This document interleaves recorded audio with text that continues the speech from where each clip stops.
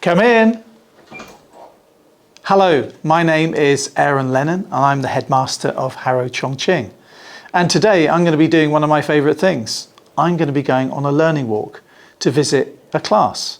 In this case, it's going to be grade 1 English. Now, as headmaster of the school, I like to visit lessons so that I can check on students' progress, see how the class is going, watch the teacher turn their planned lesson objective into learning opportunities for the students. It also gives me an opportunity to talk to the academic staff about how they plan their lessons, what progress they expect the students to make, and to reflect on the next stages in learning. Okay, let's go. Let's go and visit grade 1. Good morning, grade 1. Good morning. I've come to see your English class today. So I'm very interested in what you're learning today. So I'm going to sit at the back and watch you learn today, and I'm going to enjoy your English class. Is that okay? Yes. Excellent. I'm going to grab a seat. I'm going to come back here and join your class. So, hand behind your backs. Okay, and our next word is zebra. Zebra. And fingers. 5, 5. Zebra. Is that right, Dylan?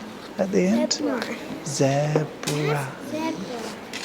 Zebra. Ah. You're going to show me, Amy? Oh, that's very close. Zebra. B. Not d. B. Chris, let's have you show me. Oh, close. There's no r. No r. Z. Z. E. B. R. A. Zebra. Perfect. Okay. Correct. Well done. Are we ready? Bella, can you tell us how to spell zebra, please? And it is 6. Okay, ready? There are many academic displays around the school, and this is the grade 1 board demonstrating some of the children's work. In this particular example, the children were reading a book called Dear Zoo, and they're describing the animals using English vocabulary and identifying that vocabulary within the book, and then producing some work during the lesson which has subsequently been displayed. Thanks very much, Mr. Forster, for inviting me to the grade 1 English class for part of the lesson. I'd like to ask you a few questions about your planning of the class, what your objectives of the class were, and what you wanted the students to learn from that part of the class. I was watching the class learn new vocabulary today. Can you tell me what the objective of that part of the lesson was? The objective of the lesson is to teach new sounds. We use read-write-ink system of phonics here at Harrow Chongqing. This week we're currently revising some of the sounds before we begin new sounds next week. We are revising because the students have had over 5 weeks break. This part of the lesson was about showing the class a range of sounds, mainly set 2 and a few set 1 and a few set 3 sounds. What teaching pedagogical techniques were you using in today's class? I would start the lesson by introducing the picture cards. The class are tested to see which sounds they know, which they're very good at. The next part of the lesson is about using the sounds they know to spell some words.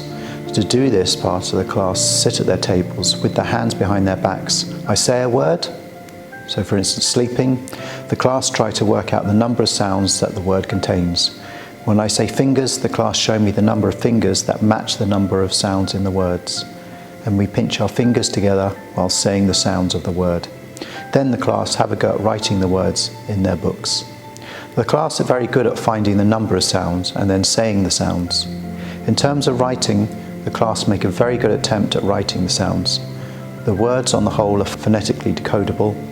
It does depend on how the students pronounce the words, but if the spelling is phonetically decodable, I am happy.